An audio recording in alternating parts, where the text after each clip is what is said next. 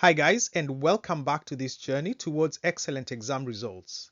In this video, we will be doing a summary of the changing places topic for the AQA A Level specification.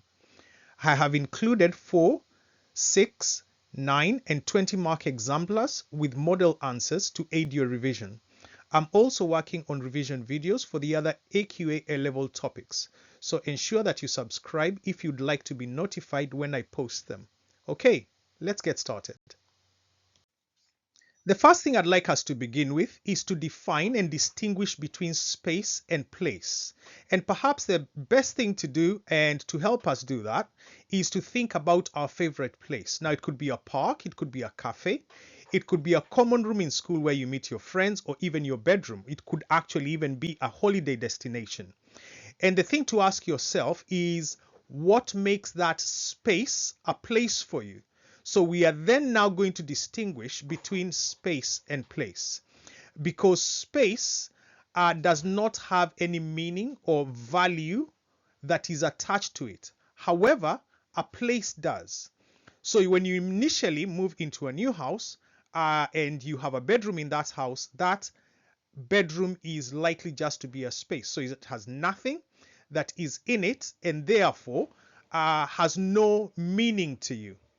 But then as you start to move your furniture into that bedroom, and as you begin to put your stamp on it, so you put your other furniture there, whether it's your reading table and your reading chair, and then you have your wardrobe, you have your clothing. So slowly by slowly, you begin to attach meaning to that place. You start putting things into that bedroom that give you meaning, such that when you go into that bedroom, now it's no longer just a space or an empty space, but it's a place because you have attached meaning to it. So place in this case is just a location without any meaning that can be attached to it. However, place then is a location that has meaning to you. We will start by defining and distinguishing between space and place. And I'd like you to think about your favorite place.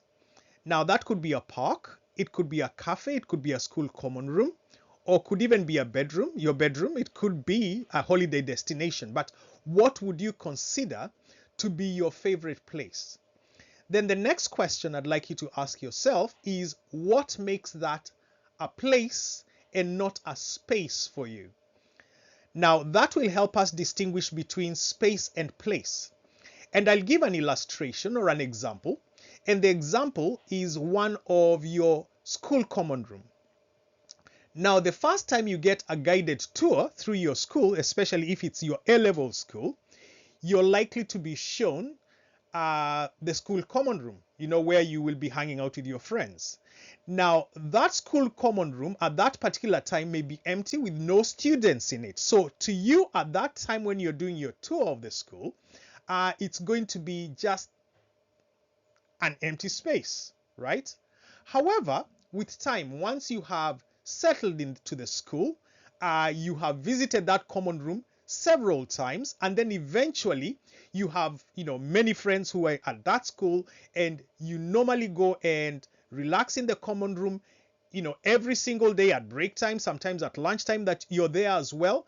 Now that changes the meaning that you attach to that common room, because after a while, say around 3 to 4 months, it now ceases to be just a space, but it becomes a place to you, because you now begin to attach meaning to it. Now, that meaning can be attached especially because you know that you normally meet your friends there. You know that you can buy a coffee if there is a coffee machine in that particular common room, if there are activities to do in that particular common room. So you are attaching meaning to it now because it's the place where you go to unwind. It's a place where you go to meet your friends and so on. So a space is just an empty location or just a location. However, place then is a location that has meaning that is attached to it. So there's a difference between space and place. continuing on with our discussion on space versus place, I have a couple of images here on this slide. Now, these images here are unfamiliar to you because you've not been to them and you have not experienced them either. So these here are just spaces to you, not necessarily places.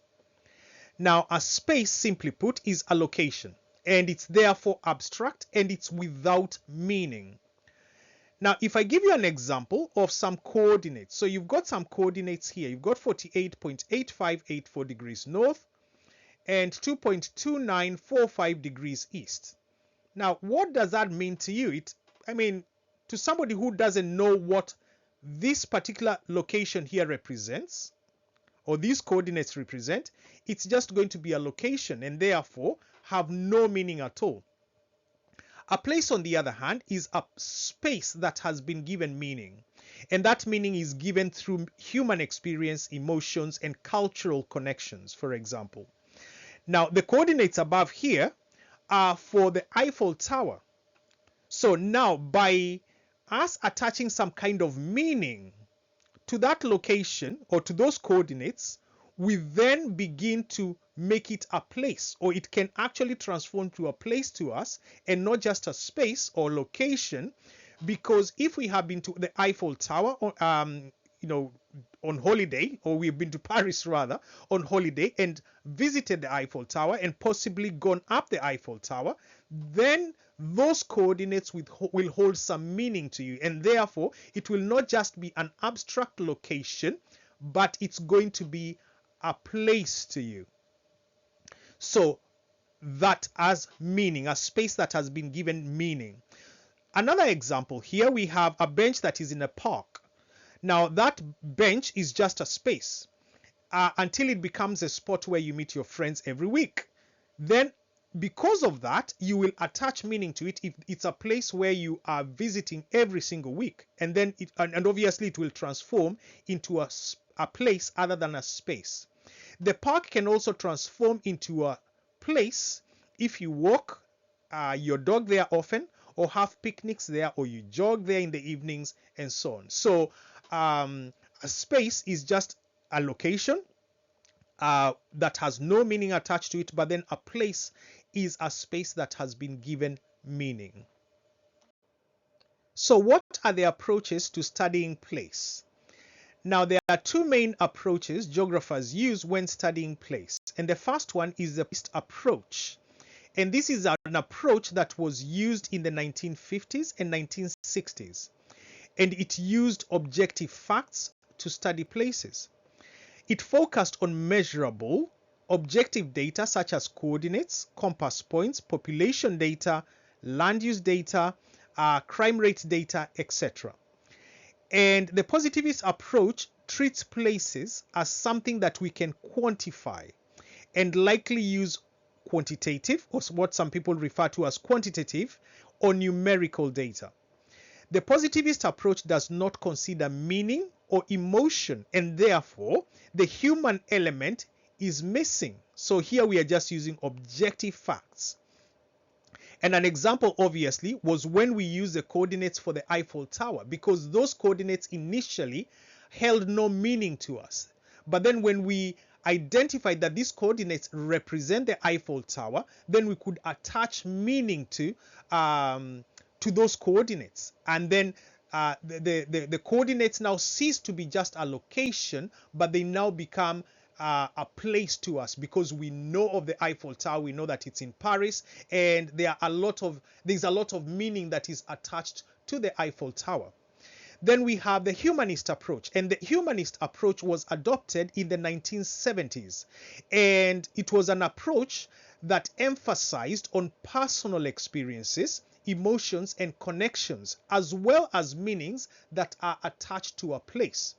This approach to studying places brought a new social sciences perspective that goes beyond location and considers how places have evolved over time and the processes that have led to the change that has taken place. So an example is Stratford. So Stratford, for example, has evolved over time.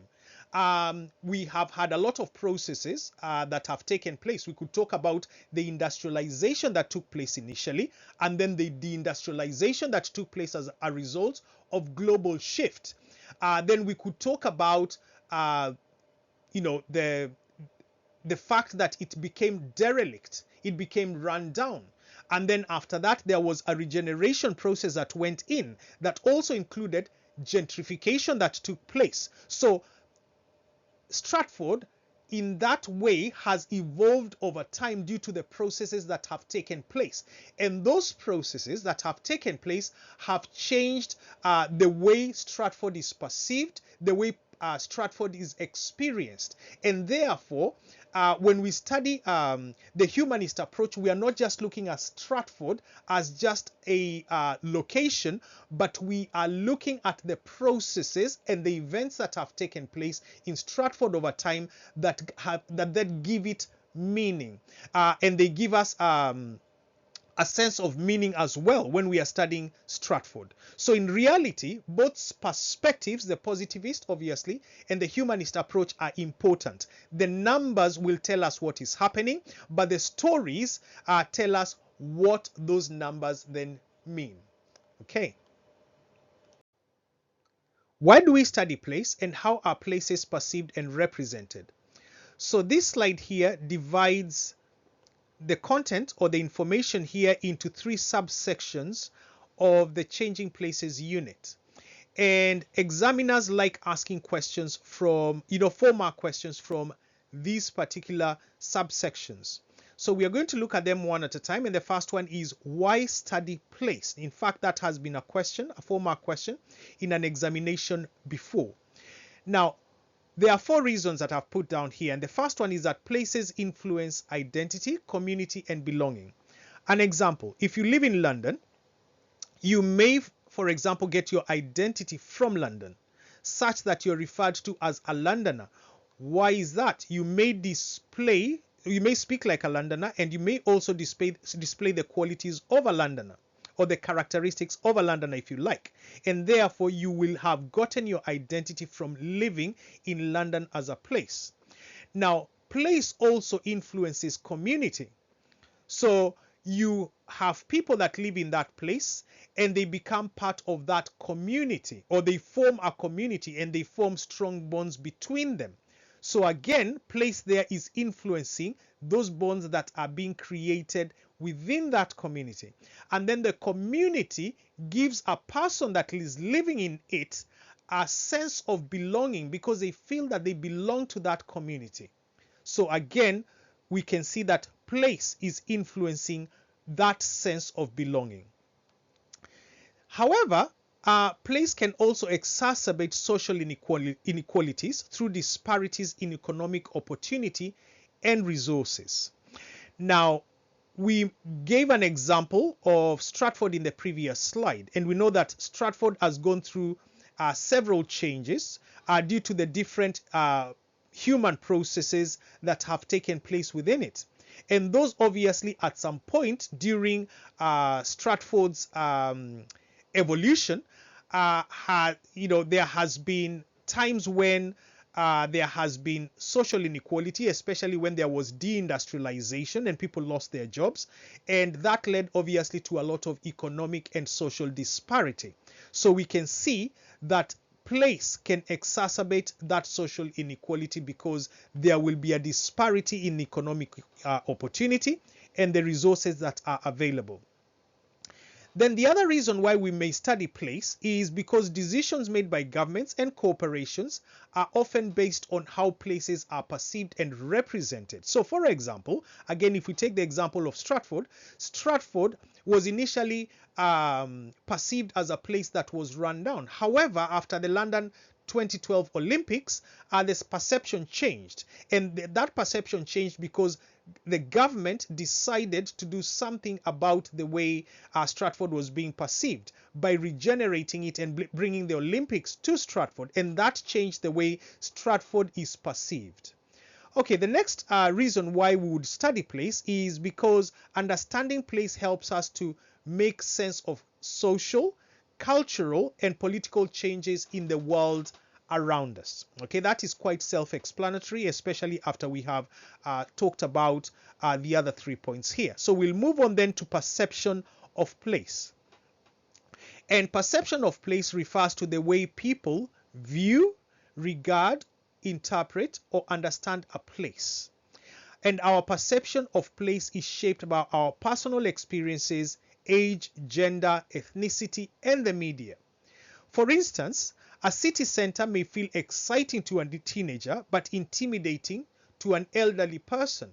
So the perception of the teenager and the elderly person of the same place will be different because they are experiencing it in different ways. So for example, the elderly person might find it quite fast paced. So if there is a lot of activity taking place and they have a problem maybe with mobility, then they will find it challenging to be in that place, and therefore they will find it intimidating, and therefore the way they perceive the place is different to a younger person who may be going there to have fun, to be with their friends, and they don't find it intimidating at all, and therefore their perception of it is very different from that elderly person.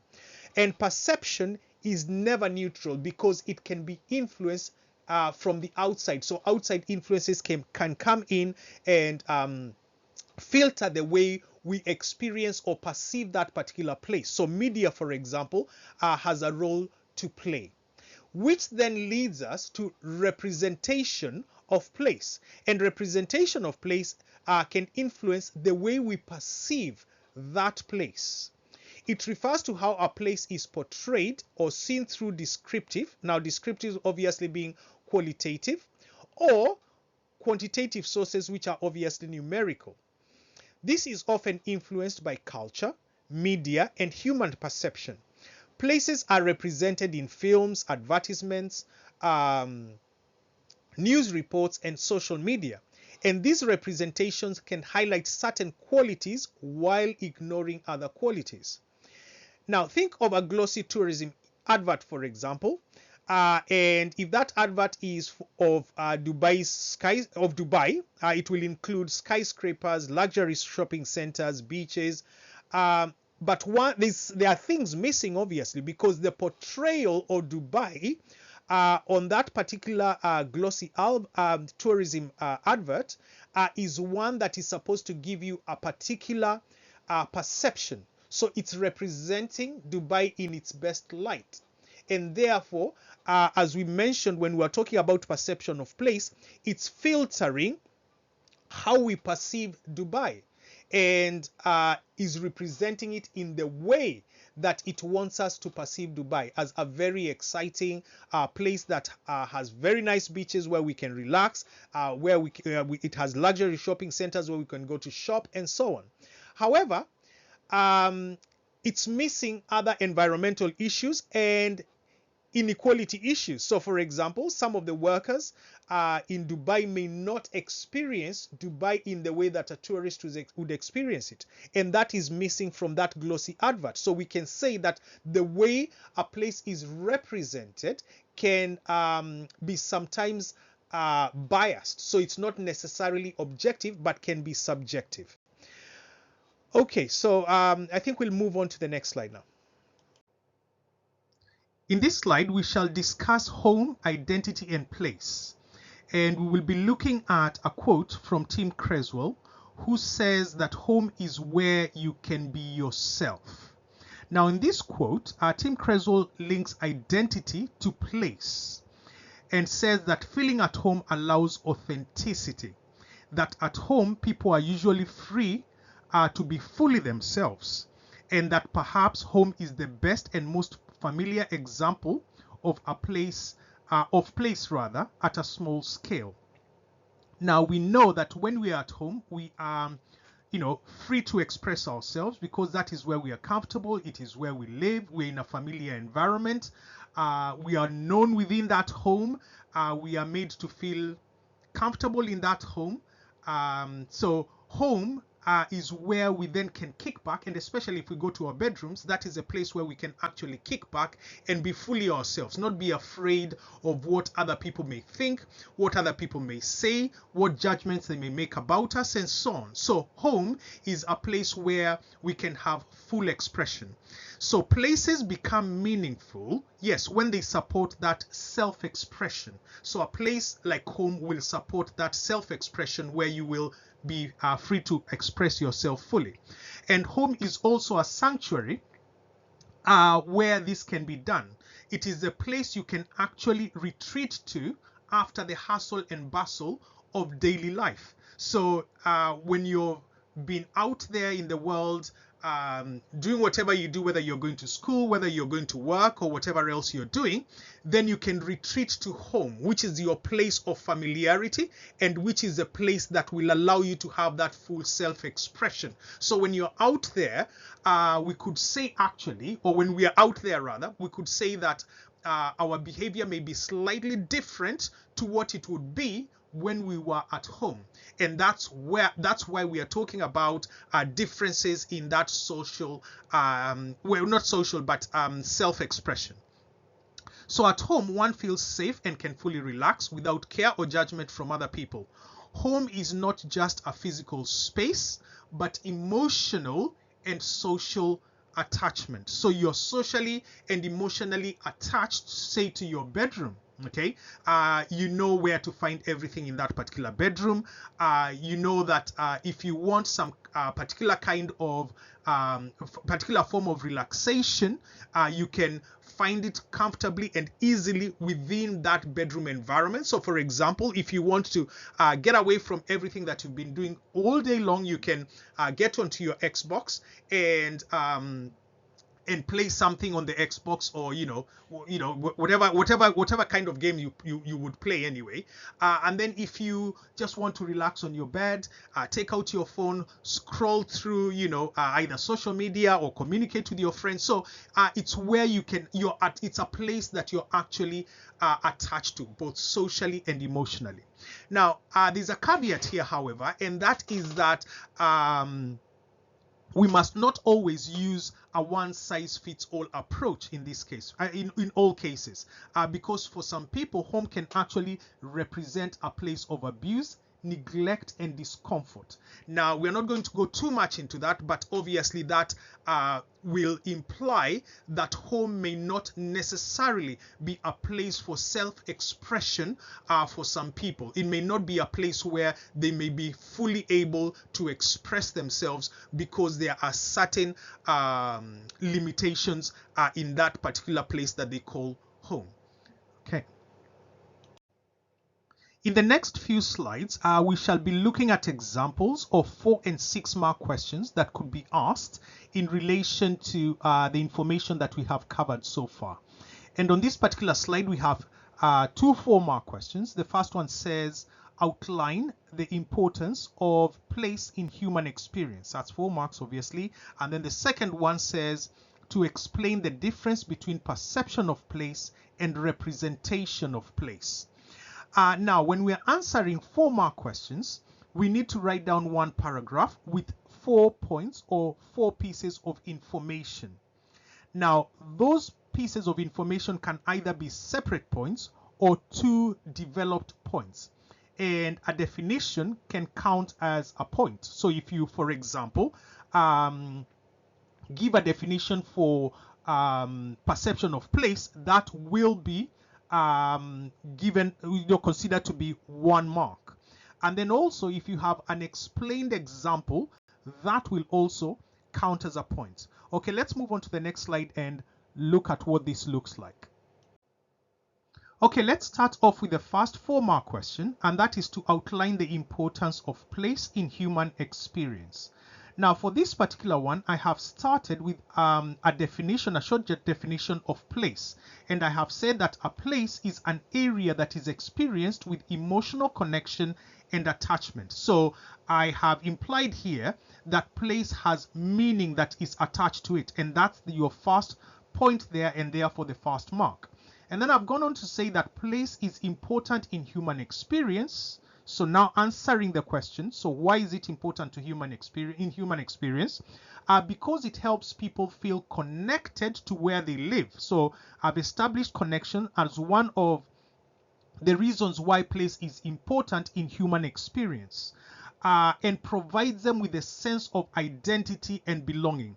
Now, that first part up to where I have said feel connected to where they live could actually be given a mark on its own. So that could be the second mark. But just to ensure that I do get that second mark, I've gone on to say that it provides them with a sense of identity and belonging. So that's the second point if we go up to there. Then places also hold emotional attachments and memories which shape how people perceive and value them. So here the point I'm making is that place can shape how people perceive and value the place where they live. So that then should be another point, or another mark rather, and that obviously is our third one. And then lastly, they can provide security and familiarity, offering stability and meaning in people's daily lives. So those are what we could refer to as 4 separate points, which will then be credited with those 4 marks. So when you're answering a 4-mark question, like we've said, you have 4 separate points. One could be a definition, and then also you could do 2 separate points that have been developed. Okay, let's go on to the next one. The second 4-mark question says to explain the difference between perception of place and representation of place. Now for this one, I have decided to give a definition of each of the terms that have been asked about and an explanation. So we are going to start off with perception of place, and I've said that perception of place refers to how people view or experience a location. Now that on its own, obviously being a definition, will be given or credited 1 mark. And then I've gone on to explain that this is shaped by personal experiences, age, gender, class, or religion. And then an example, just to make sure that that particular point there is actually given the full credit for the second mark, or full credit for the second mark. So I've said, for example, someone may perceive a city as dangerous, while another way may see it as exciting. So that is to say how personal experience is likely to shape perception of that place. Okay, and then secondly, representation of place is how a location is portrayed to others through different forms such as media, maps, photographs, or art. So that then is a definition of representation of place, and that obviously is a 3rd mark because it then contrasts it to the definition that we had written down for perception of place. And then for the 4th mark, I've said here that these representations may be biased and can influence the perception of place. So I'm now talking about the subjectivity of that representation of place, and that gives me the 4th mark. But then just to ensure that there is some evidence of contrast, because we've been asked for the difference between perception of place and representation of place, I've also gone on to say that that representation may influence the perception of place. So I have linked it back to the perception of place, but said that representation of place influences the way a place is perceived. Okay. Okay, so in this next slide, we have a 6-mark question this time round. And it says, using figure 1 and figure 2 and your own knowledge, evaluate the role of past processes in creating present day place meanings. Now, these 2 figures here represent Stratford in East London, which we had mentioned in previous slides. And we can see that this here is the industrial period in figure 1. And then we have the regenerated Stratford in figure 2.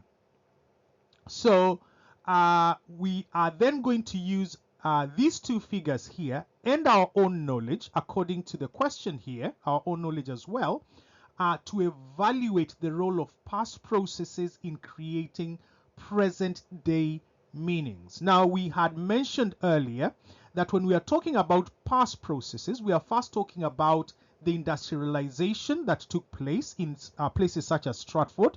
So we had a lot of industries that were built during that time. We had a lot of job creation, and the Stratford grew economically and socially because we also had rural to urban migration as people came in to fill in those jobs. Then we had another process that took place, which was the global shift, which then led to deindustrialization. Then the deindustrialization led to Stratford becoming rundown and dilapidated and needing updating or needing regeneration, which came through the London Olympics, which was another past process that took place.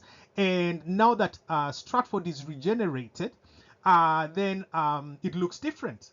And present day meaning of Stratford is different to the other times in the past when there have been changes or when some kind of evolution has taken place. And that is what we need to explain in this particular question here.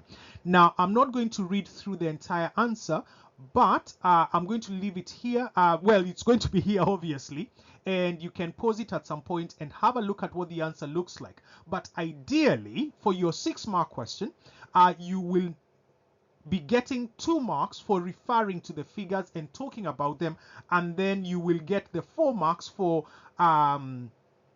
obviously the evaluation that you have been asked to do here of those past processes, and then also adding your own knowledge to that evaluation of those past processes and how that has then created that present day place meaning for Stratford.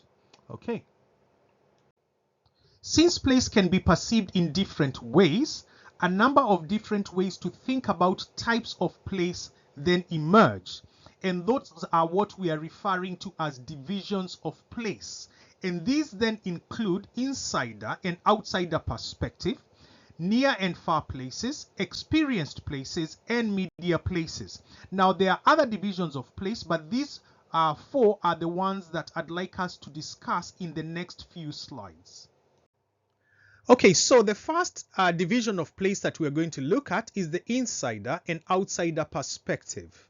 Now, 2 people may view the same place but from different perspectives.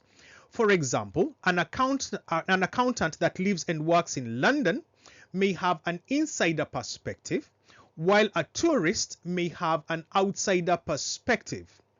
Now, an insider is someone who is familiar with a place and has a deep sense of belonging to that place.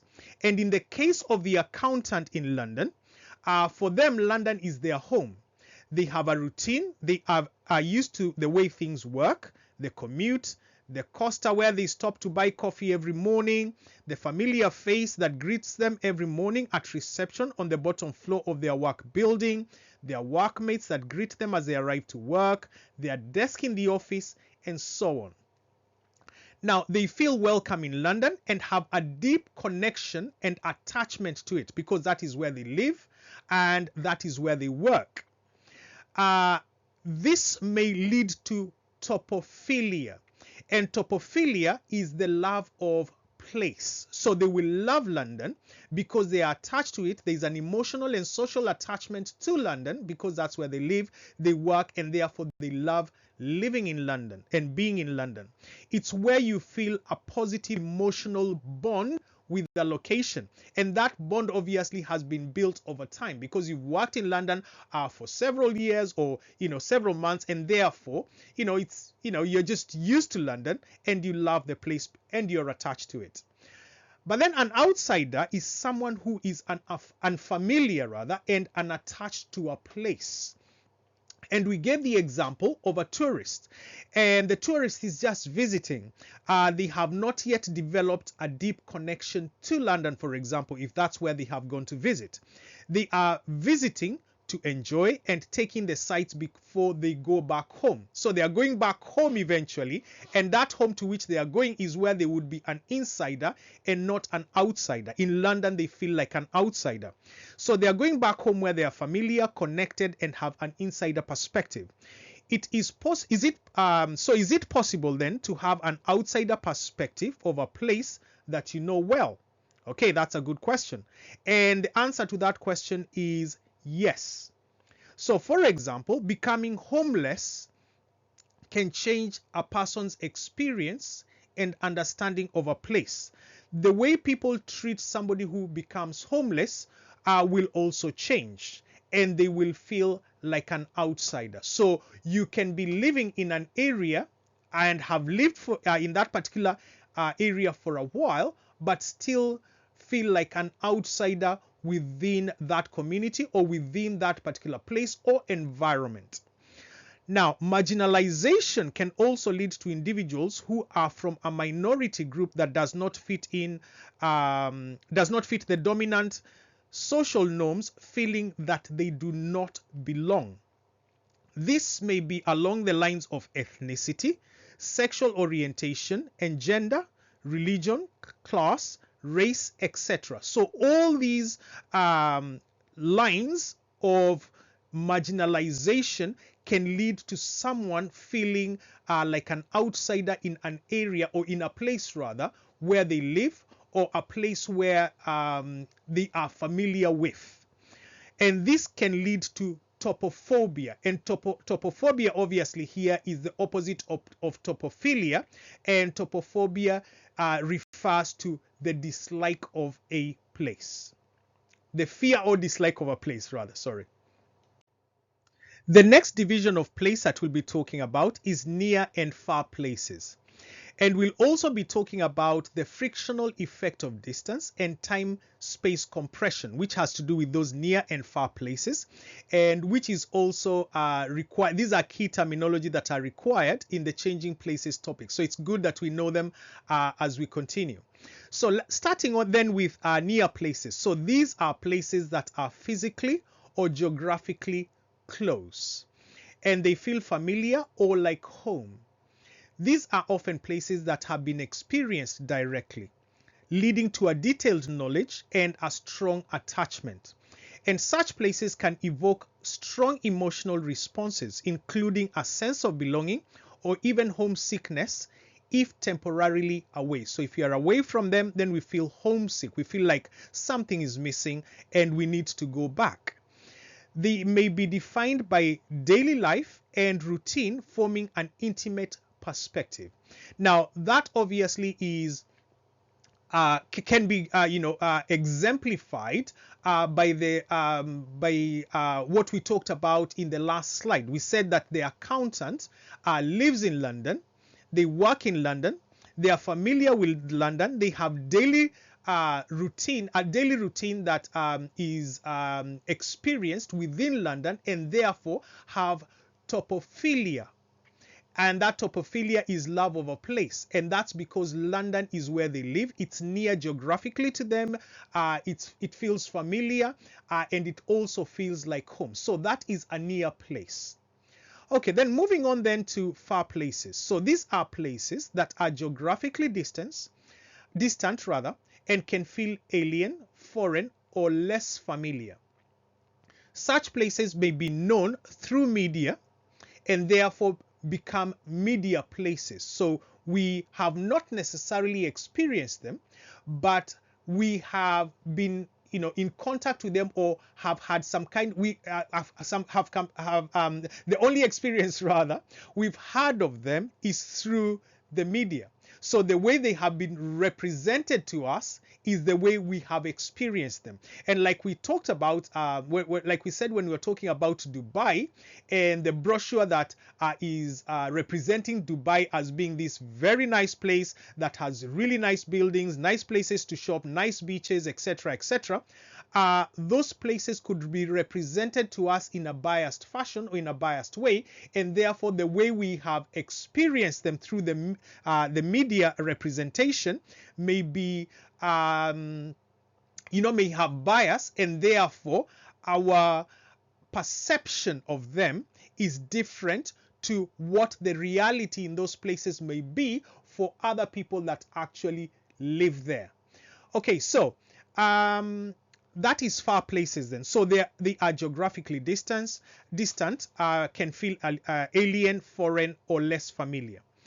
Okay, there's a caveat here though, and the caveat is that those far places can be emotionally distant, even if physically close. Okay, so some of those places may be physically close, but emotionally distant.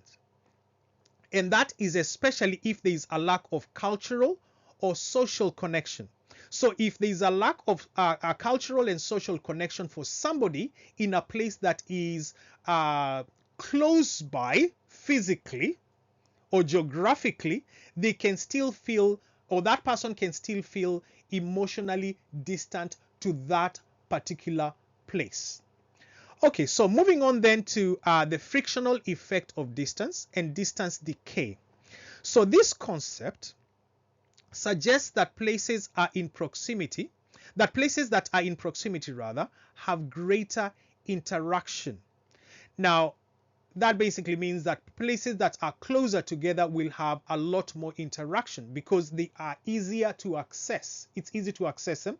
We can go to them quite easily and quickly, and therefore there will be a lot more interaction with the places that are close by, so the near places, so to speak. So unlike those that are far from each other, the friction of distance refers to the effort, time, and cost required to travel or move across space, acting as a barrier to interaction between places. So that there is talking about the frictional effect of distance, it meaning that the places that are further away will be a lot more difficult for us to reach, and therefore they will have that frictional effect of distance, and because of that, that distance acts as a barrier to our interaction with those places. So we are not likely to interact with them often, and therefore to us they are far places and not necessarily near places. However, there has been a change in the in the recent past, and that change has been globalization. It has been technology. Technology now enables us to interact with places that are far away a lot more frequently and a lot more easily. And those advancements in transport and technology mean that that concept of far is constantly changing as people can reach distant places more quickly. And this obviously has led to what is now referred to as time-space compression, or the shrinking world concept. So this in turn leads to faster flows of people, goods, capital, cultures, and so on. So this is what globalization is all about, because globalization is the increasing interconnectedness between places due to advancements in technology. So that time-space compression has been caused by globalization and technology. Okay. In this next slide, we are going to talk about homogenization, placelessness, and non-places. Now, as time-space compression has led to faster flows of people, capital, goods, and cultures, places no longer exist disconnected from other places. So they are no longer heterogeneous. Okay, so heterogeneous here would imply that they are disconnected, or places are disconnected from other places, but instead they have become homogenized, so a lot more connected. Now, the first picture here is a representation of a street in a particular country. Now, just have a look at the picture and think about which country you think this particular picture is taken in. Now, obviously, this could really be any country in the world, because places are now, due to globalization, are likely to have these big brands. So if we are talking McDonald's, Costa Coffee, KFC, these brands are being transnational corporations means that they are in different parts of the world or different countries in the world, and therefore this street could literally be anywhere or in any country in the world, which then implies homogenization, that places are starting to look a lot more the same due to globalization and technology. So globalization therefore means that places are now more connected, and the flows of people, goods, capital, brands, and cultures also mean that places have become homogenized. This has led to placelessness, with places lacking a sense of place as there is nothing individual about them. So there has been erosion of place. So we can say that globalization has led to that homogenization, which has then led to those places lacking a sense of place. And that lack of a sense of place is what we are referring to as placelessness.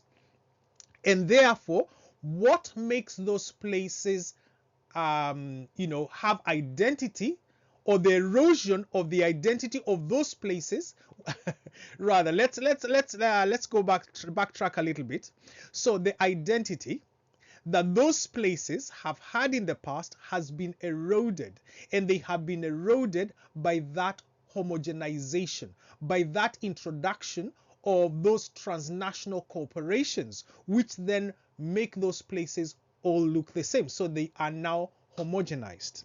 So how has globalization eroded the individuality of places? And there are several ways in which that has happened. And one is economically.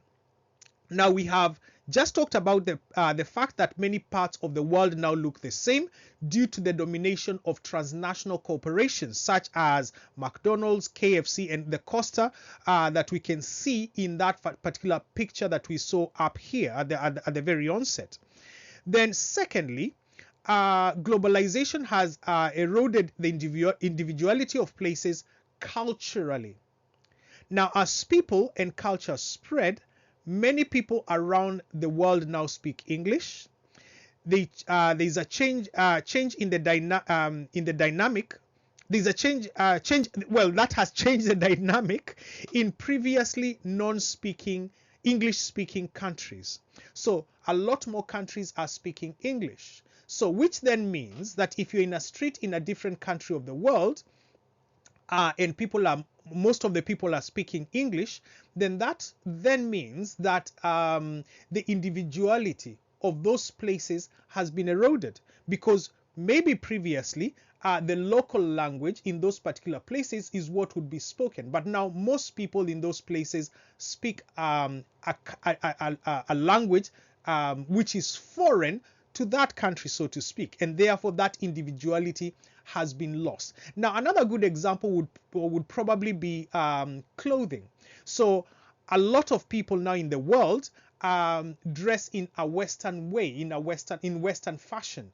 Now, that will have changed from a traditional form of dress that was previously prevalent, or the main way of dress in those particular countries. And we could also say that that again is an erosion of individuality and culture. So culturally, those places have changed. We could also talk about food, the types of food that we have. So if we talk about London, for example, now, culture now has, the culture in London is very diverse. The types of food that we have in London are very diverse as well. We could go into a Japanese restaurant in London, a Chinese restaurant in London, a Nigerian restaurant in London, a Turkish restaurant in London, etc. So culturally, London has really changed, and that therefore means that it's not as individual as it was previously culturally,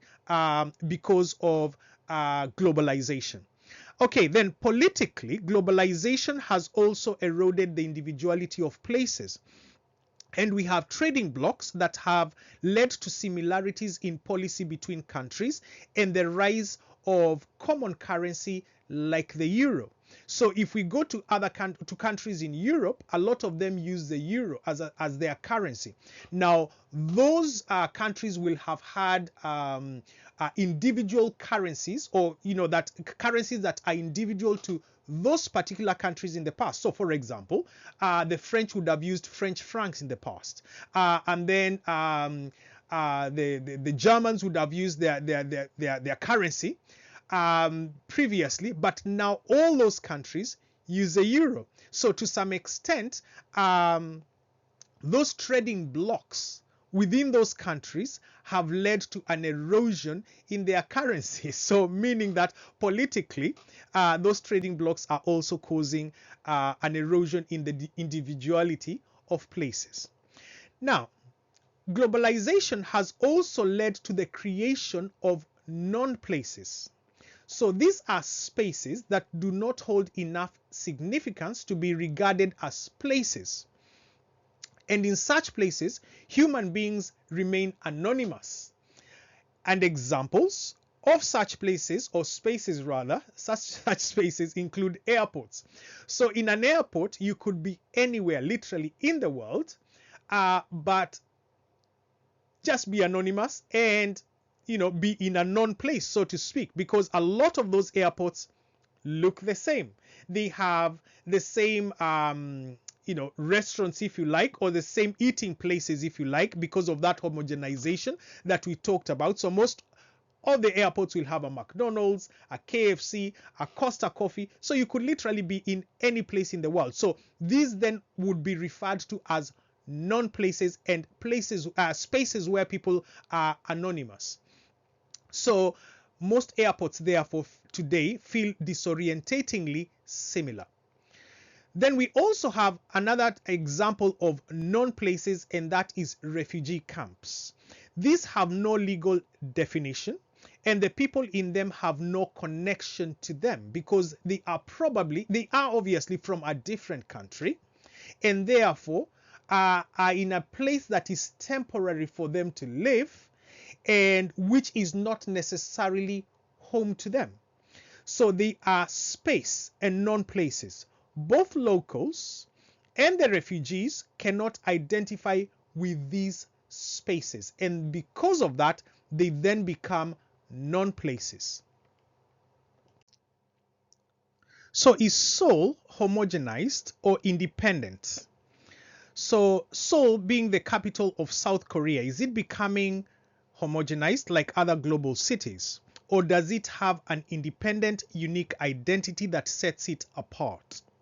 Now, this question is important, especially when considering globalization, TNC influence, Western branding, standardized architecture, cloning of urban spaces, and place identity. And this particular debate here, as you can see, there are two sides to the coin here. And one is for evidence that Seoul is homogenized, and then we also have evidence that Seoul remains independent and culturally distinct. Now, Seoul is a really good example because it has aspects of both homogenization and independence, both culturally and socially, obviously. Now, that then would give us very good evidence of a very good platform for a 9-mark question, and that is what we will have on the next slide. So I think it would be important for you to have a look at these pieces of evidence, both for Seoul being homogenized and then also evidence for it remaining independent and culturally distinct, and then have a look at the 9-mark question that is on the next slide and the answer to that 9-mark question. So we are just going on to move on to that 9-mark question now.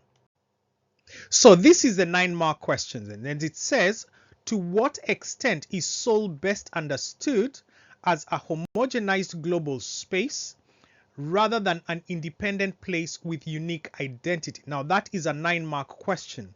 So this obviously is going to be here, and you can pause it to look at how that particular question has been answered on this particular slide. So we'll then move on now to the next part. The next division of place that we are going to be looking at is experienced places. And these are places that a person has actually visited and spent time in. Now, this allows them to form a lived experience and an emotional attachment to that place. Examples of experienced places include home, school, work, or even travel destinations. These are different from media places, which are places a person would only know through representation via TV, films, or social media. So experienced places are linked to near places, as near places are those that we are likely to have experienced. So those are places, obviously, that do not have the frictional effect of distance. However, far places can also seem nearer if we have experienced them on a regular basis. For example, a British family from Sunderland that travels to visit family in Queensland every year may feel that they know Queensland a lot better than London, which is in closer proximity, but that they rarely visit. These regular visits to Queensland can cause positive attachment, leading to topophilia. So they will have more of love of a place for Queensland compared to London, which is in closer proximity to them geographically or physically, but that they rarely visit in comparison to Queensland. So other places as well can cause mixed feelings. For example, ground zero, as we can see in this bottom photograph that we have here, in America would provoke topophobia in many Americans. Now, obviously meaning the fear of a place. However, it evokes fascination for the millions of tourists that visit it. So people here, obviously, that would be visiting ground zero at a particular time may have mixed feelings, especially due to what kind of meaning ground zero represents for them. So to an American, ground zero would have elicit a different type of feeling to that which a tourist from a different country that does not necessarily have a direct connection to ground zero may have. The next division of place that we are going to be discussing is media places. And a media place is a place we know about through representations in the media rather than our own direct lived experience. This can be through TV and film, news reports, social media and influencers, music, books, advertising, and so on. These representations shape how people imagine and understand places, even if they've never been there. Media creates representations of place which may be selective or biased. Now again, I'm going to refer to the example that we gave of Dubai, so of a tourism brochure that is trying to represent Dubai. And we did say that that particular tourism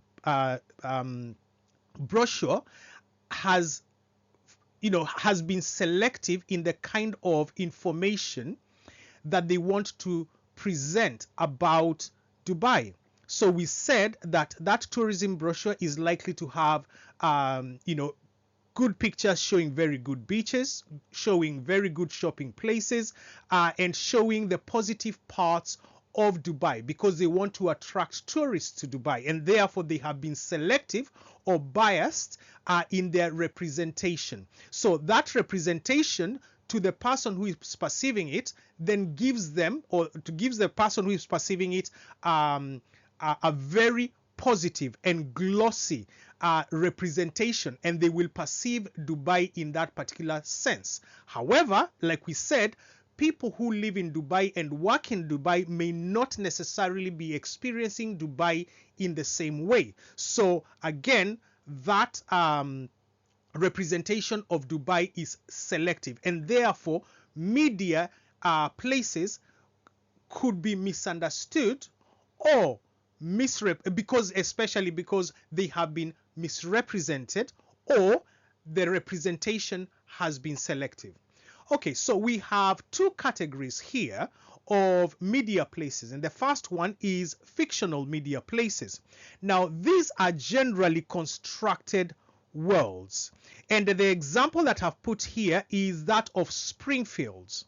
Now, Springfield in The Simpsons is fictional, but it represents a very specific idea of small town America. These examples show how media places can influence cultural identity and expectations even when they are not necessarily real. So Springfield, for those people who have watched this Simpsons, sometimes almost seems to be real because of the way it's represented. And then also the way people understand small town America, especially if they have never lived there, may be greatly influenced by their watching of The Simpsons, because that Springfield place is a representation of small town America. And if somebody has obviously not been to America, their understanding of small town America is likely to be influenced by what they have seen in The Simpsons. Another example is the Hogwarts and Hogsmeade in Harry Potter. Now, obviously, again, these are completely fictional, but they still shape our imaginations of what a place is like. For example, millions of fans feel a strong sense of place, of somewhere that doesn't really exist. And it even drives tourism to filming locations such as Alnwick Castle in Northumberland here in the UK, where, you know, obviously a lot of this, some of this was filmed. So that then is causing something to happen in the physical, which is tourism, from a representation of a place that does not really exist in reality. Okay, then moving on then to real places and the way they are portrayed in media. And here I have selected to go with two examples, one being New York and the other one being favela communities in Rio de Janeiro. And if we start with New York, then it's normally portrayed in films and TV as a city that never sleeps, and a city that has iconic landmarks.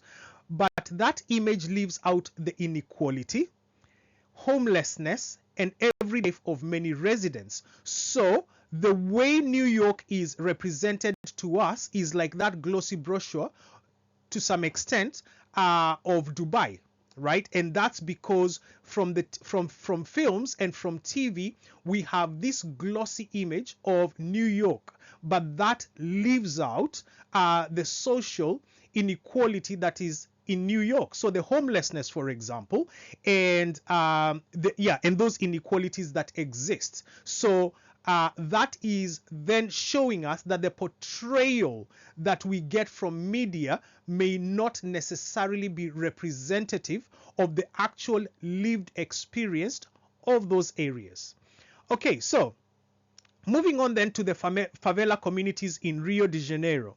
So this is in Brazil, obviously.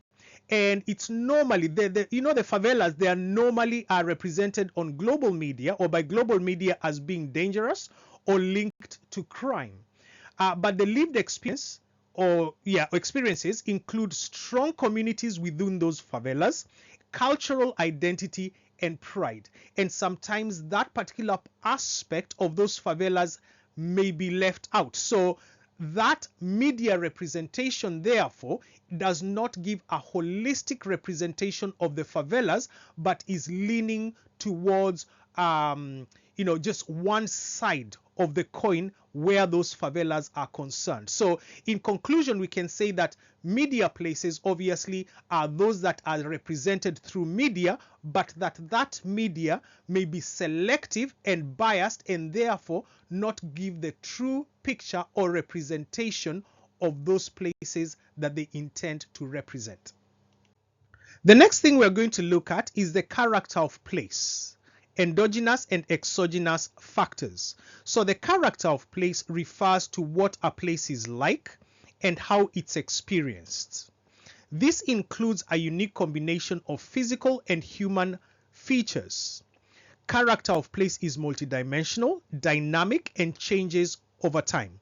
Now, just to remind you where this multidimensional character of place and its dynamism and changes over time is concerned, we can refer back to our Stratford example and how the changes that have taken place in Stratford over time have changed the character of Stratford.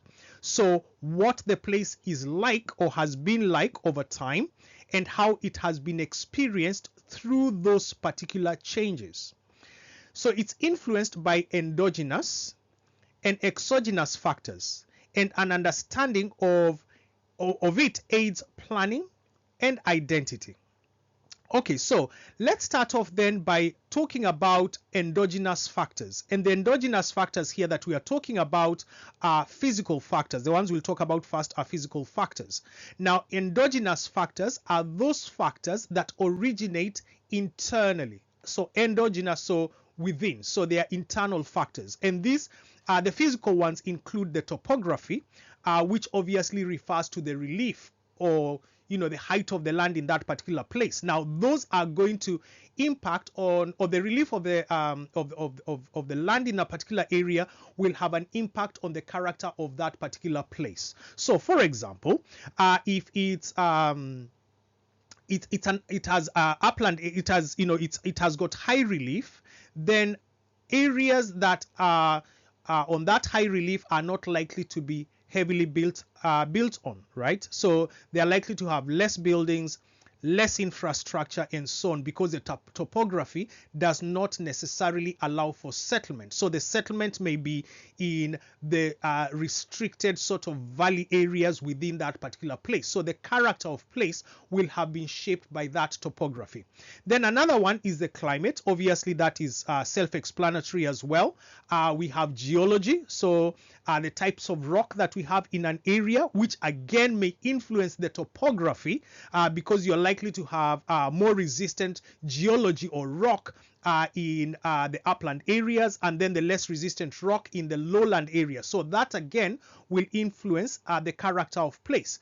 Then we have soils. So all these are physical factors. So soils may influence the character of place because most of the settlements that we have in the world today started off as places where people could do agriculture or where they could bring goods to sell as a market. So if we talk about it from the perspective of an agricultural place, then soil becomes very important because fertile soils allow for agriculture to take place and therefore would obviously make a good settlement and therefore determine the character of that place.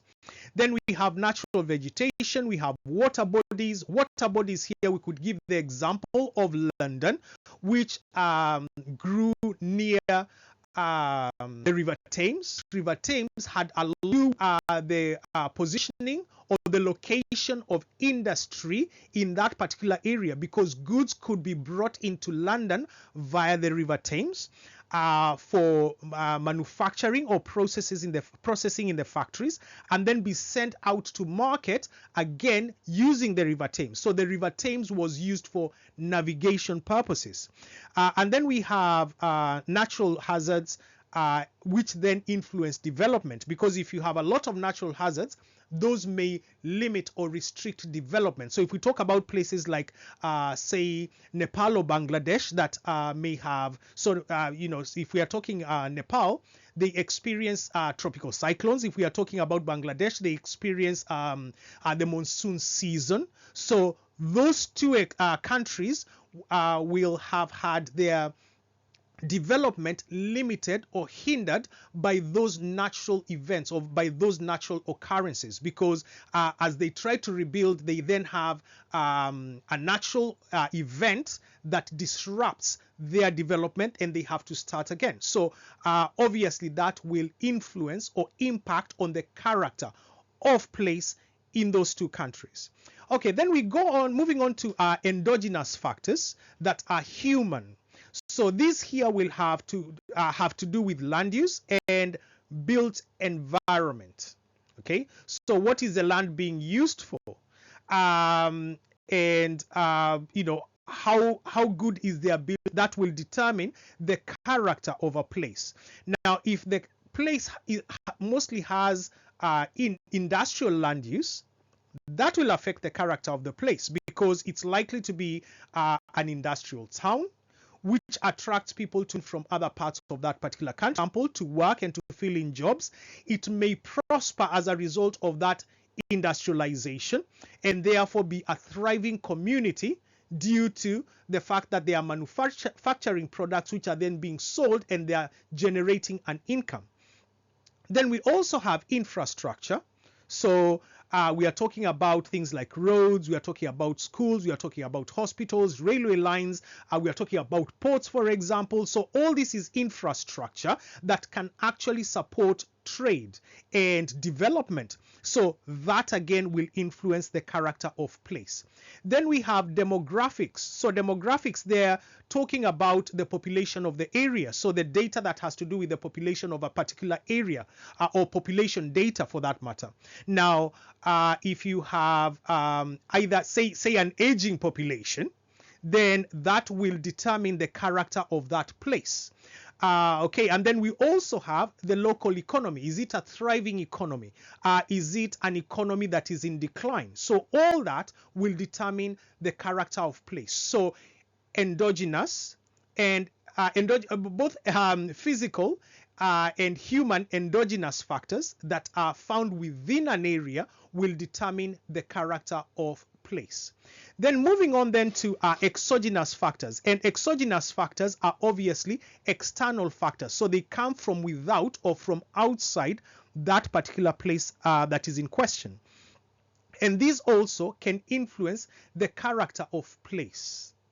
Now, migration flows and population flows, investment and globalization, government policies and media influences are all human exogenous forces or factors that can influence the character of place. Now, if we are talking about migration very quickly, if you have migration taking place in an area, the character of that place is likely to change because you could have more diversity in that particular area. So the character of that place will change. You're likely to have more shops or facilities to cater for those new migrants that are coming into that particular area. And if they are international migrants, then that may bring international culture into that particular area. So that will change the character of that place. Then if we are talking about investment, so flows of capital, for example, if you have global companies or transnational corporations moving into an area, they are likely to create jobs. And those jobs are likely to cause the area to begin to thrive. The area will have a lot more taxes being paid by the people that have taken up those jobs. Those taxes or that tax revenue rather will then be used for infrastructure development, and the area may experience a period of an economic boom. So in that particular scenario, that area will have experienced a change in its character. So character of place will be modified or changed by that transnational corporation that has moved into that area. Government policy, we have talked about Stratford, where the decision about the Olympics was made, and as a result, the character of Stratford changed. So from a dilapidated, rundown area to a regenerated area that now has a lot more job opportunity and a lot more tax revenue coming in, and a lot more potential for that tax revenue to be reinvested and reinjected into the area to continue to make that area better, leading to a multiplier effect. Okay, so that is character of place and how it's influenced by both human and physical endogenous factors as well as exogenous factors. In this next slide, we are going to be talking about rural places, urban places, and the urban-rural continuum. So urban places are seen as busy, hectic, and stressful, but trendier and culturally sophisticated. they usually have high density infrastructure. So that there has talked about how urban areas are perceived. So with very high building density, so a lot of buildings and hardly any open green space. Then rural areas, on the other hand, are typified as natural and wholesome living. They mostly have low building density and natural landscapes. So that's the opposite of urban areas or urban places. Then the reality for insiders in rural and urban places can be different to these generalizations. So these are generalization and may not necessarily be representative of the lived experience of people who are in those rural or urban areas. For example, if somebody lives in the suburbia of London, they may have a lot more open space, open green space, and therefore may not feel that high building density and a lack of open space is actually a feature of London. So that obviously is different to this generalization. And then somebody who is living in the countryside may be living in an area that has experienced a lot of, say, counter-urbanization taking place. So a lot of people have moved from the urban areas surrounding them, or the urban areas surrounding them, into those rural areas, and a lot of building has taken place as a result. And therefore, that rural area does not necessarily feel like, green open space anymore, but it feels like a high density, in terms of building density, it feels like the place has a lot more building density. So the lived experience may be different to these generalizations. And then due to globalization and places becoming more homogenized, the distinction between rural and urban places is becoming increasingly undistinguishable. So the rural-urban continuum is a concept that recognizes the gradual transition and interrelationship between rural and urban areas rather than viewing them as separate, distinct categories. That basically means that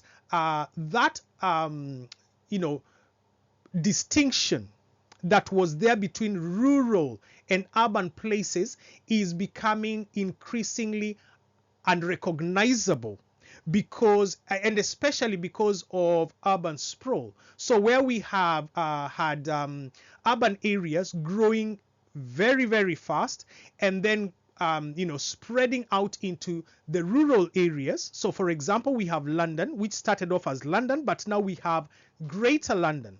Okay, so London has taken up a lot of the rural settlements that were initially around it, and then the rural settlements that are slightly further away than from London have also been impacted because of what we have just referred to earlier, counter-urbanization taking place. So people choosing to move out of the urban areas and live in those countryside areas, then commuting into London to work. So that has marred that boundary that distinguished the urban areas from the rural areas. And then we have homogenization, especially from transnational corporations. So you go to a lot of these rural areas, and a lot of them have the transnational corporations there. The kind of shopping facilities that you have are similar to the ones that you'd have in the urban areas. So that homogenization begins to make those rural areas to look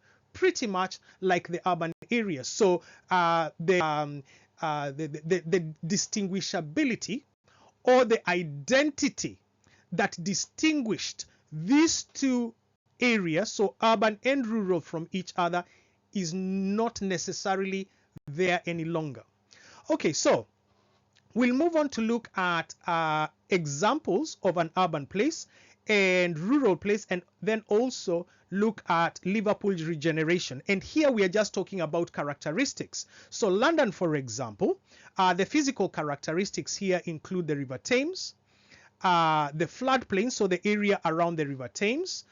Then we have human characteristics, which include the architecture of London, which is quite unique in many ways. So a lot of buildings in London are quite unique and distinguish London from other cities in the world. So if you see certain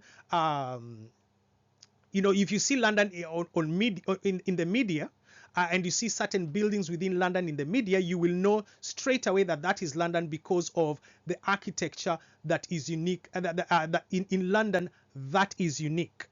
And then we also have transport, and then we also have the density.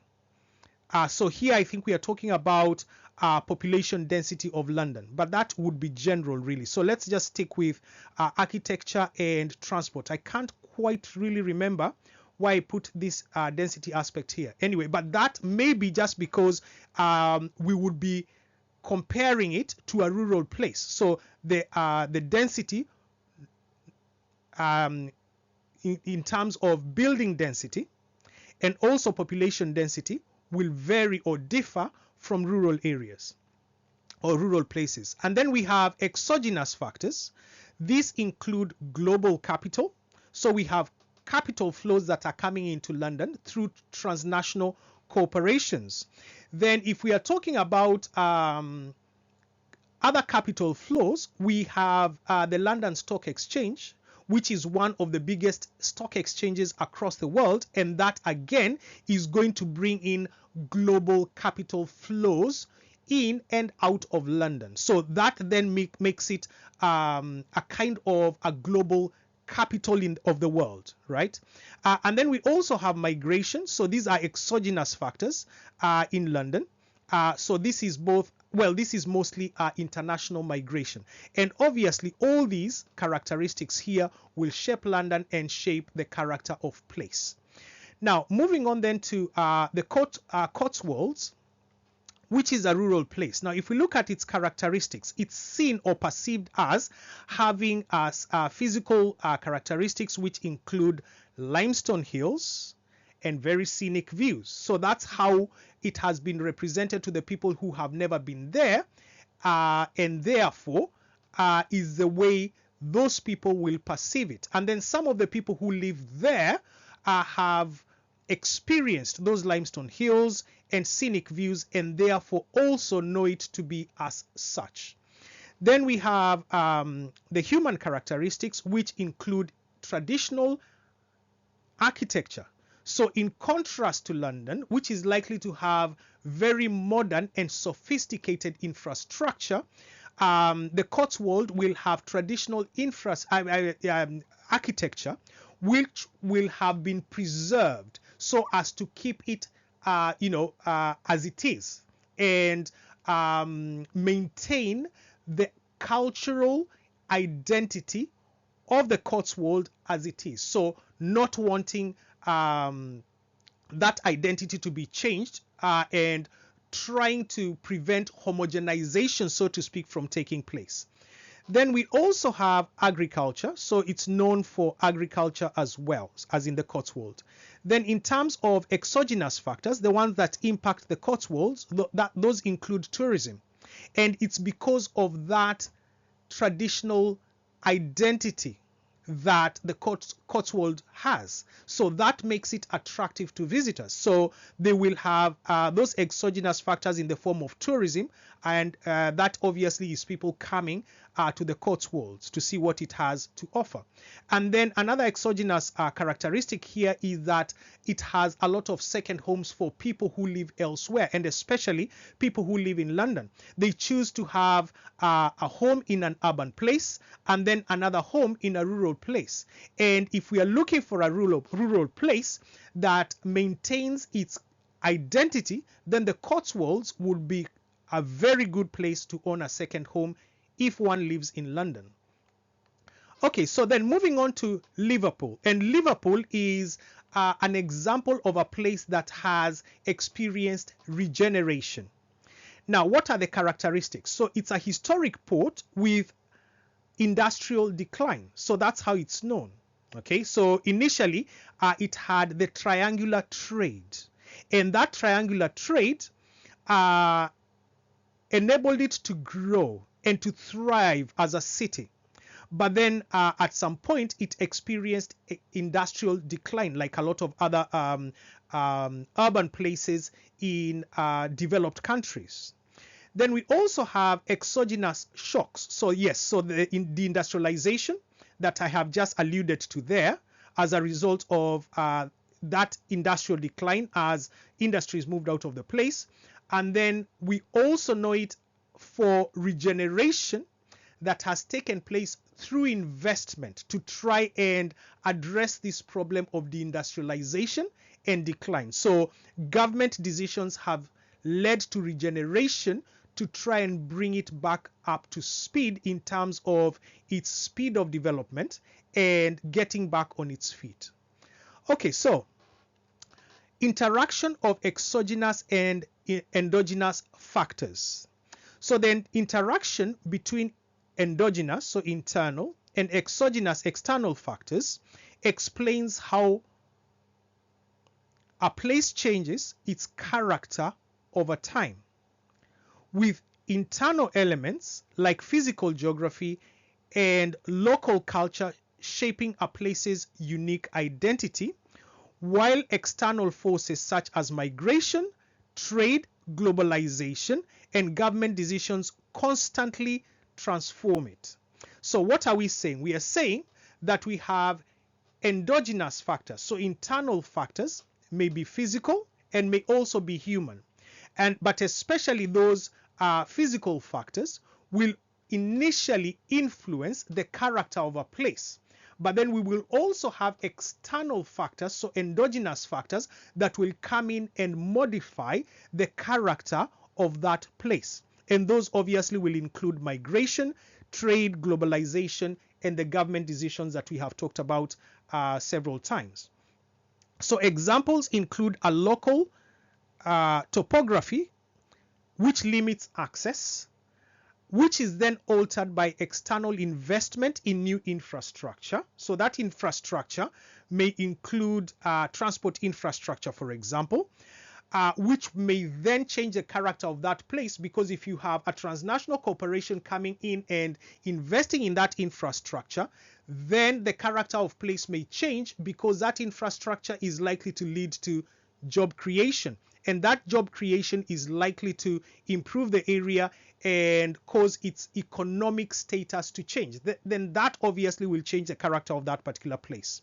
So a strong internal base attracts external investment, and external shocks force adaptation. So what we are saying here is that if we have a strong internal base, so in terms of endogenous factors, both physical and human endogenous factors, then those form a very strong foundation for investment coming from the outside. So for endogenous factors, so if you are talking about TNCs, those TNCs will be attracted to that particular place because it already has the conditions, or the conditions that are required or necessary for them to come and invest in that particular area.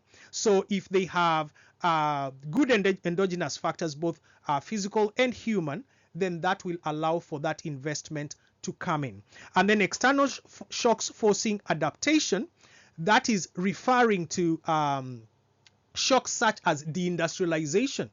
So that deindustrialization and decline then forces adaptation, especially through government decisions, which will then bring investment back into the area as a form of adaptation to improve the area and bring it back to its feet.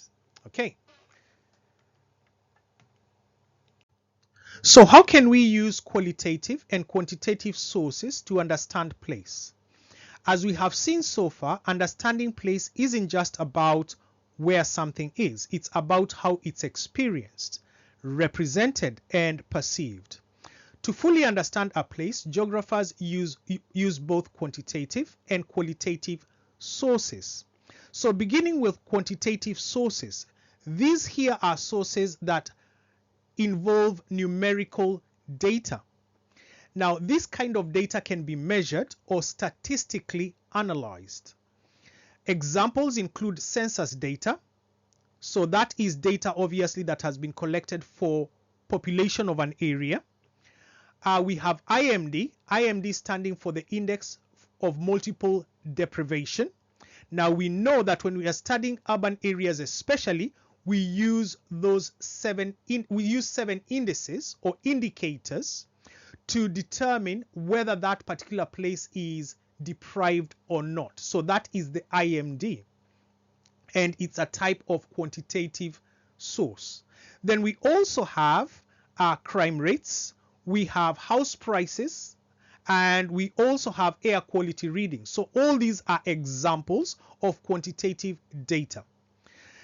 Now, what are the benefits? Now, when talking about these quantitative and qualitative data sources, it's important for us to note before we go, we carry on, that we are likely to be given either qualitative or quantitative data sources in the examination for a 6-mark question. And we could be asked to talk about the usefulness of that particular source. And if we are talking about the usefulness of a source, it's important for us to know what the benefits and limitations of those two different types of sources are in terms of, in relation to quantitative and qualitative data sources. So the benefits then of quantitative sources include the fact that it's reliable. Now, it's reliable because it's factual data. It's data that has been collected from the field, and therefore, especially if it's a government source, for example, you know that the actual data has been collected, and therefore it's a reliable source. Then you can also say that it can be compared to other places, or the data for one place can be used for comparison purposes with other places. Now, that again is an advantage or a benefit. Then, of course, it's objective, because it's it's factual data, it's numbers. Then what about the limitations? So the limitations are that it lacks human experience. So the human element of it is missing from the data. So the data does not necessarily tell you the nitty-gritty about the human experience of that particular place. Then moving on then to the qualitative sources, this refers to the descriptive or emotional data that reflects people's experiences or perceptions. And examples here will include interviews, poetry, films, artwork, graffiti, song lyrics, and photos. Now, what are the benefits of these types of data sources? So these here are rich in insight, or they give rich insight into the identity and meaning of a place. Okay, so they are likely to represent human experience, and therefore will give you a much better idea of the lived experience of a place and the meaning of place as well. However, they also do have limitations, because as we have said previously, they can be biased, because the way a place may be represented may not necessarily show the entire picture or a holistic picture of that particular place. And yes, again, it can also be exaggerated and therefore be fairly subjective other than objective. Okay, so what are other words or keywords that are related to qualitative and quantitative use of data? And the first one is fast space. And when we are talking about fast space, we are referring to objective, measurable features of a place. And therefore, fast space is referring to quantitative data. Then second place is referring to qualitative data, because it refers to the subjective, emotional, or imagined representations of a place. And then we also have third space here as a key piece of terminology, and that refers to both. So it's a combination of both qualitative and quantitative data sources. So in this slide, we have an example of a 6-mark question that is related to the use of a qualitative source. And the question asks, so using the song lyrics and your own knowledge, assess the usefulness of this source in representing place change. And this is a love song whose title is Smoke Stained Hearts. Now, this particular song is from one lover to another, and it's representing an area, or they are talking, or the person who's written the song is talking about an area that has experienced decline and regeneration, so like Stratford has. And we are then being asked to assess how useful this source is in representing place change. So the evolution that that place has experienced due to some of the human processes that have taken place. So processes such as industrialization, deindustrialization, and then regeneration.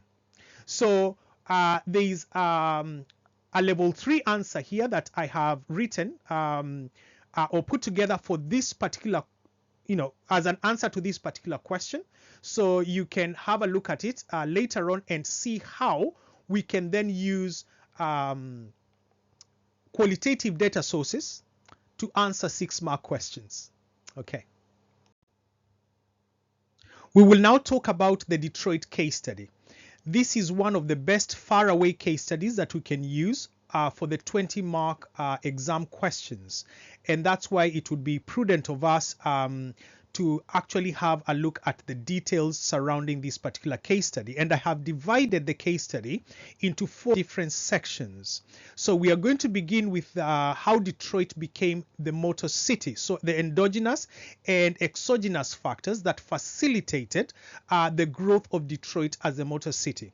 So we'll start off with the endogenous factors, and we know that endogenous factors are internal factors, so from within, that facilitated this growth of the motor city here in Detroit.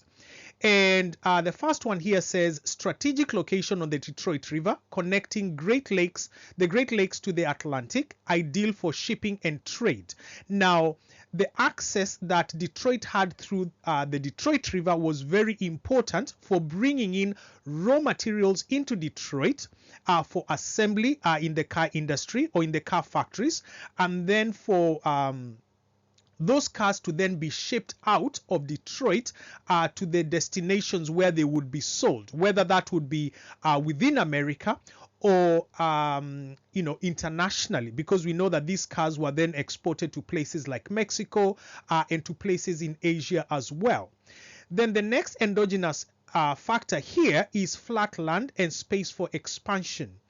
This is obviously good for factories, because if we are talking flat land, it's easy to build on, and if there is space for expansion, it means that the car factories could be expanded, and apart from those car industries being expanded, infrastructure to support that car industry, Detroit would also have space for expansion. So whether that be roads, whether that be railway lines, whether that be housing for the workers that were working within these factories, whether that be schools for their children, hospitals, banking facilities, and so on. All these then had the space available and the flat land available for them to be built.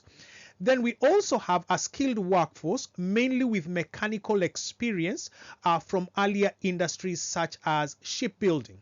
So obviously Detroit had shipbuilding as an industry before the motor industry took place, which then meant that there were workers available that had the mechanical know-how and the mechanical skills to work within the car industry. So that then made Detroit a very attractive proposition when it came to having a car industry or automobile industry being located there.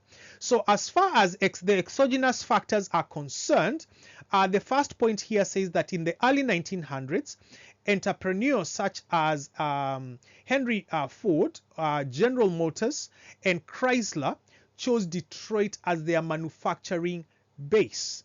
Now, because such a large automobile industry located in Detroit, that meant that a bulk of their production was being done here, and therefore the bulk of their revenue was being generated in Detroit. And if that's the case, then it meant that Detroit would benefit greatly from that bulk of manufacturing being done here. And then on top of that, when you have such a large company or large transnational corporation in an area, it's likely to attract other small businesses as well as other transnational corporations within that particular area, because they will feel that they will feel that that is a good area to locate if such a big organization like Ford Motors or Chrysler have located there. So in that way, Detroit would also benefit. Another exogenous factor is that Ford introduced the assembly line system in 1913, revolutionizing mass production. So that there implies that Detroit was one of the initial beneficiaries of the assembly line. And if they were one of the first beneficiaries, it meant that there was a lot for them to gain economically from the assembly line process, because it meant that bulk or production of cars in bulk could now be done. And if that was initially done in Detroit, then Detroit was a great beneficiary rather of that. Then we also have a flood of investment from across the USA, with Detroit becoming the heart of the global automobile industry. So Detroit was now not only producing automobiles or automobiles, if you like, for the local market, but also for the global market. And that meant that a lot more investment from other parts of America came into Detroit, then causing it to become one of the richest cities, not just in America, but in the world. And it also meant that Detroit by the 1950s had 1.85 million residents with high wages, booming suburbs, and a lot of social mobility, which then meant that Detroit now became a symbol of the American dream, because people could now come into Detroit, starting off from a lower social class, but having the opportunities to move social classes or migrate social classes and move from that poor social class into the middle class, and probably even to the upper class as well. So social mobility now was an aspect of Detroit, and Detroit therefore became a symbol of that American dream. Now, the second part in the Detroit case study that we are going to look at then is migration, cultural identity, and cultural identity, sorry. So that involved the Polish community, the African Americans that moved into Detroit, and also Motown that started in Detroit. So Detroit's population was shaped by waves of migration.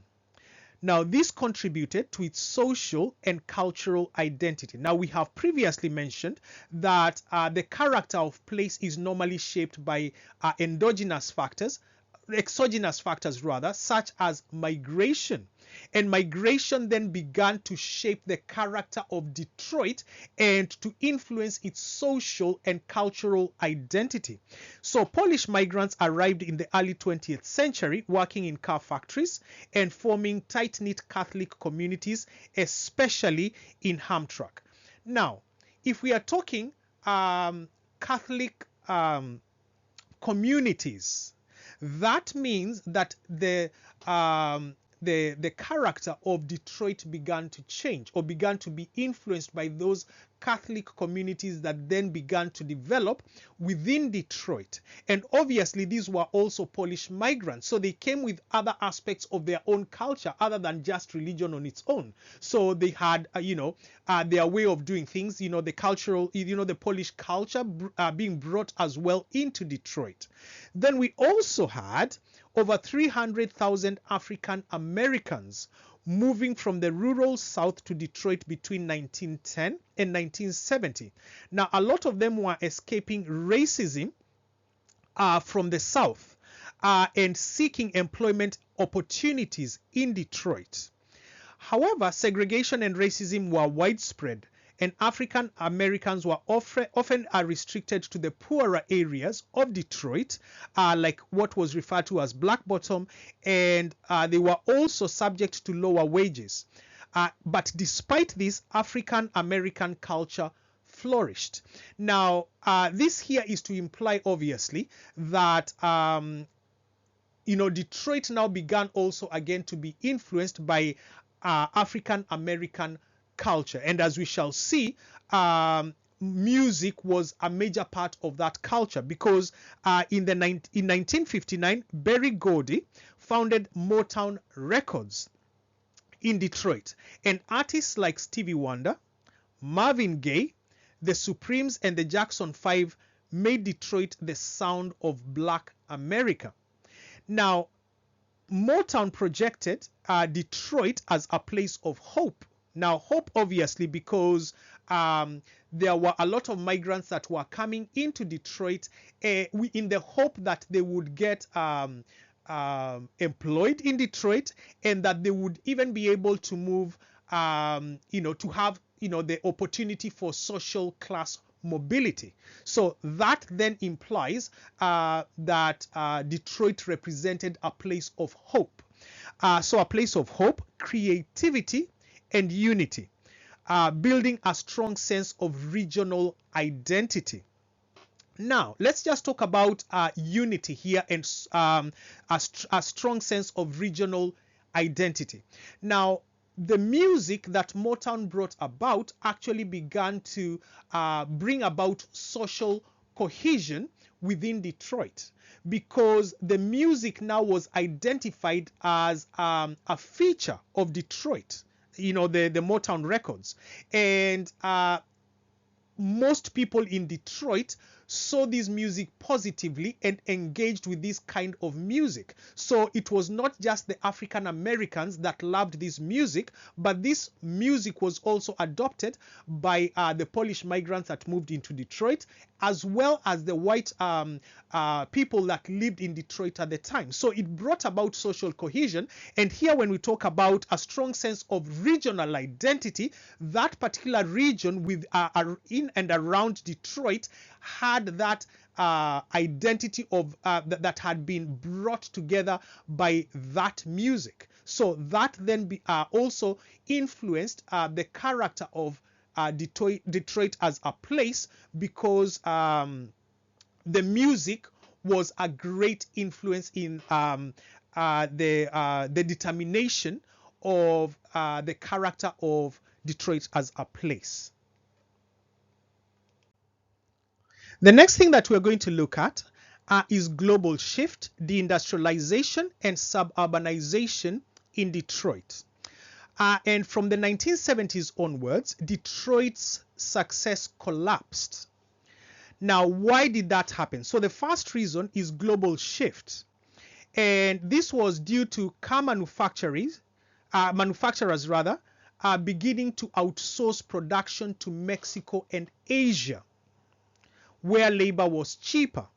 Now, as we know, a lot of transnational corporations got to a point where they found that the labor cost in those richer countries was fairly high. And therefore, to save costs, they decided to outsource their manufacturing to other parts of the world. And in the case of these car manufacturers that were in Detroit, they decided to outsource to Mexico in South America, Mexico to the south of America, and Asia. And automation as well reduced the need for factory workers. Now, there was a lot more automation in the assembly lines compared to where it was in 1913 when it initially started. So with a lot more robots, it meant that workers or laborers on those assembly lines were now no longer needed.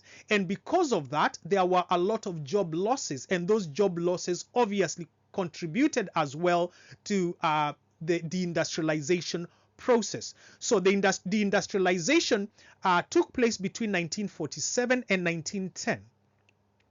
and Detroit lost 90% of its manufacturing jobs.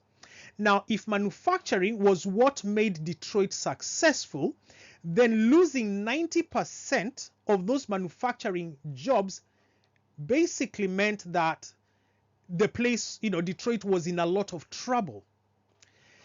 And the Packard plant and Michigan Central Station became symbols of industrial decay. So places that were previously known to be pillars in terms of generating income and generating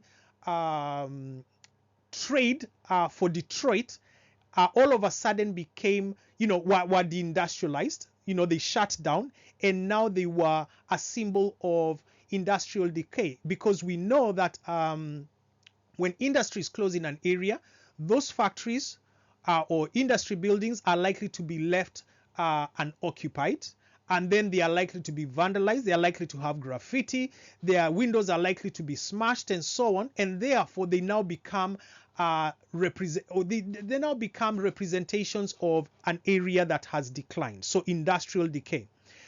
And at the time, suburbanization also began to take place. So suburbanization is where people move from inner city areas to the suburbs.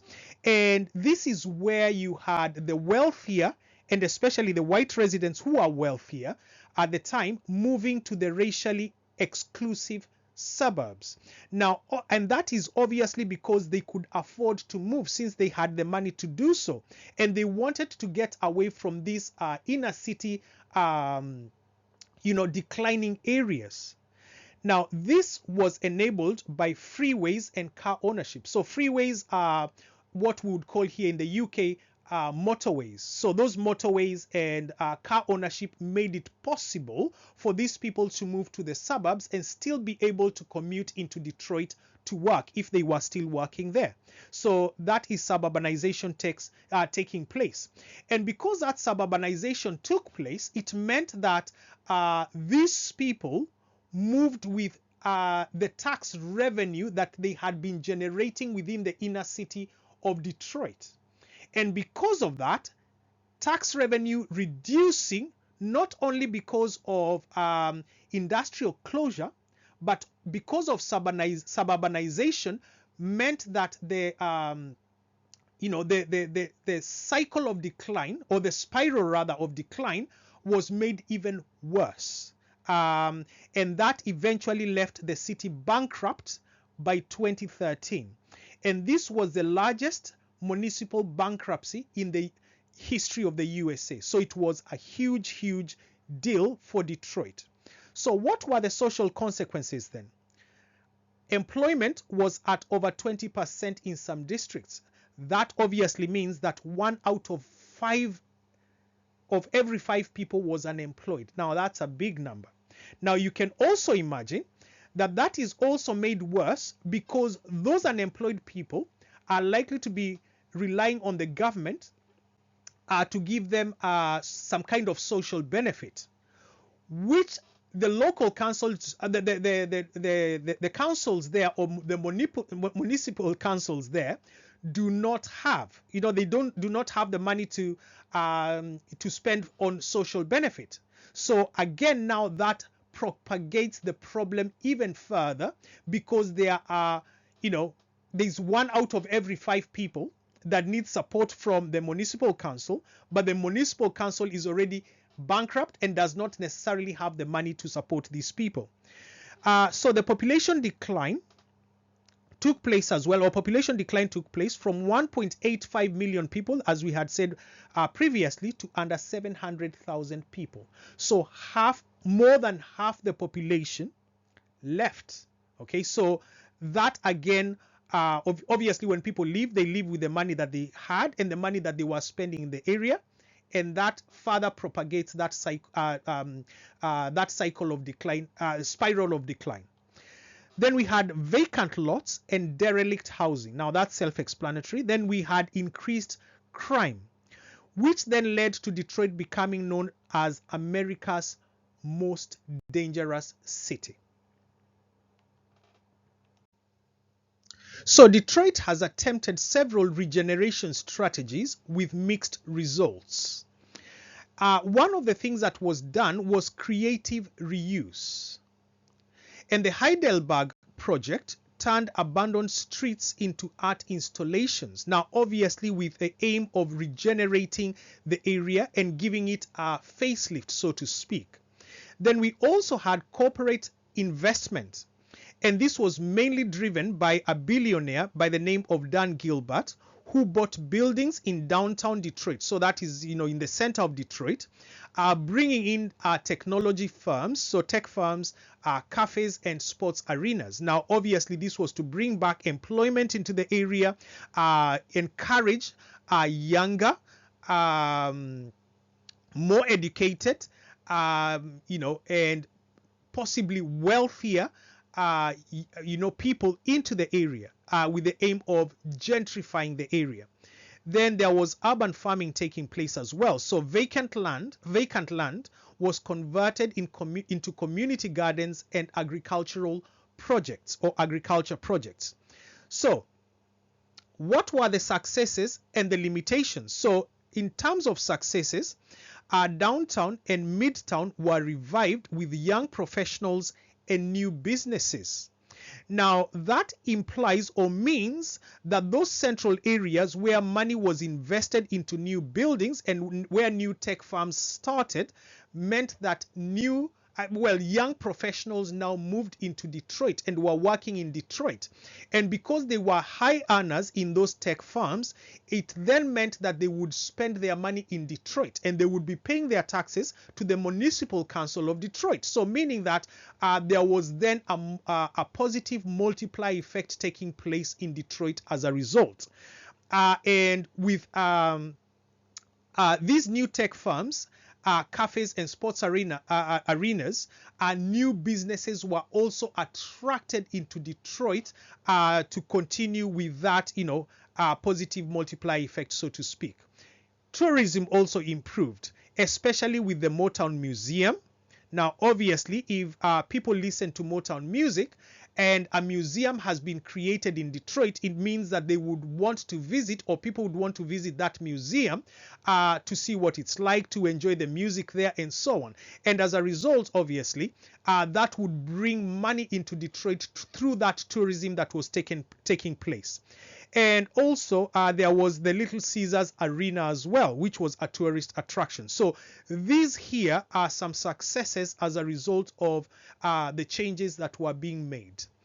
Now, as far as limitations go, the regeneration has been considered to be uneven, mainly benefiting the central districts and not the outer neighborhoods. So because the corporate investment went into downtown Detroit, that is central Detroit, then it meant that there was inequality as a result, with some of the areas within central Detroit obviously benefiting the most, but the areas immediately surrounding that lacking that benefit that had gone into the central areas. And of course, some people would have felt marginalized as a result. Now, if we consider, for example, the communities that were initially there and that were working in the automobile industry,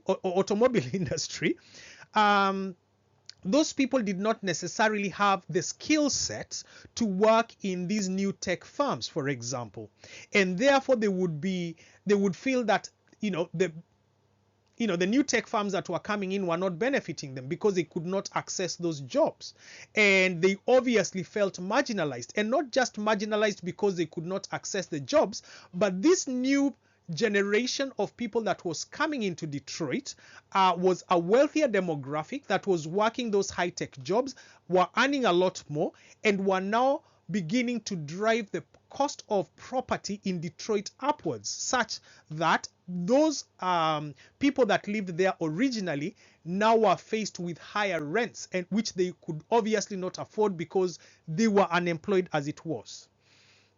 Okay, so yes, so that's the next point actually here in terms of limitations, that many local residents argue that it's more like gentrification, so attracting a wealthier demographic with rising rents but no jobs. So Detroit, in conclusion, is rebuilding, but not for everyone. So this next slide here is an example of a question that could be asked where we could use the Detroit case study. And this is what it says. So to what extent does your faraway case study illustrate how exogenous forces can both build and destroy place identity over time? Now, I have included a model answer here that would help know how to go about answering this particular question. Now, I would advise for you to attempt to answer the question first without looking at the model answer. Obviously, you're answering it in the context of the information that we have just discussed about the Detroit case study, and then later on coming to look at the model answer to see whether the answer that you had written lines up or is close enough to this model answer that has been provided here.